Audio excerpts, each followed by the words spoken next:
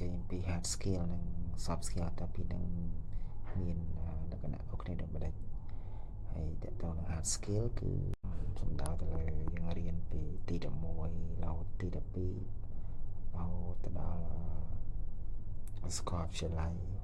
ឬក៏បញ្ញាបត្ររងតទៅអនុបណ្ឌិតទៅបណ្ឌិតហើយរៀន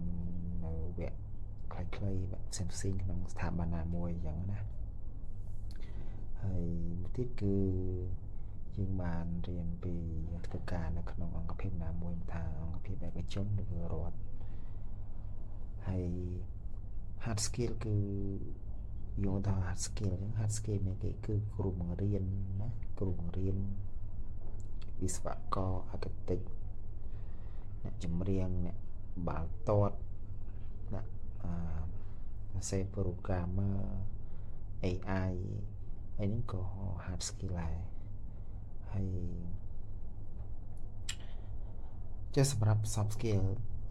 គឺយើងសំដៅទៅលើមនុស្សដែលគាត់អាចធ្វើការជាមួយមនុស្សយ៉ាងច្រើនហើយមានការចុះសម្រុងជាមួយមនុស្សទាំងអស់ហ្នឹងដោយរីករាយហើយគាត់ចេះបត់បែនតាមកលៈស័កតាមស្ថាប័នតាមសកម្មភាពក្រុមហ៊ុនអញ្ចឹង soft skill គឺមានអីគេមានទីមួយគឺមានទំនាក់ទំនងមានថាគាត់បកកែទំនាក់ទំនងគាត់បកកែដោះស្រាយបញ្ហាគាត់មានភាពច្នៃប្រឌិតអ្វីថ្មីគាត់បកកែ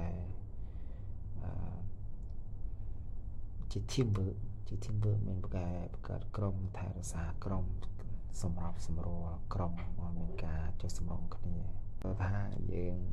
ពីរឿងធំបំលែងពីរឿងមកតូចពីតូចមកអត់មានបញ្ហាហើយគឺ soft skill គឺតើតើនឹងការតំណែងគាត់ត្រូវគាត់មានភាពតំណែងគាត់ត្រូវក្នុងការងាររបស់គាត់ហើយគាត់មានការលើកទឹកចិត្តថា motivation គឺគាត់មានការលើកទឹកចិត្តក្រុមនិងមនុស្សដែលធ្វើការងារជាមួយអញ្ចឹងទាំងអស់ហ្នឹងគេថា soft skill អញ្ចឹងចំណេញពីរហ្នឹងគឺមានសារៈសំខាន់ដូចគ្នាអត់មួយបានទេអញ្ចឹងយើងគួរតែអភិវឌ្ឍចំណេញទាំងពីរហ្នឹងដើម្បីឲ្យមានភាពខ្លាំងដើម្បីអភិវឌ្ឍ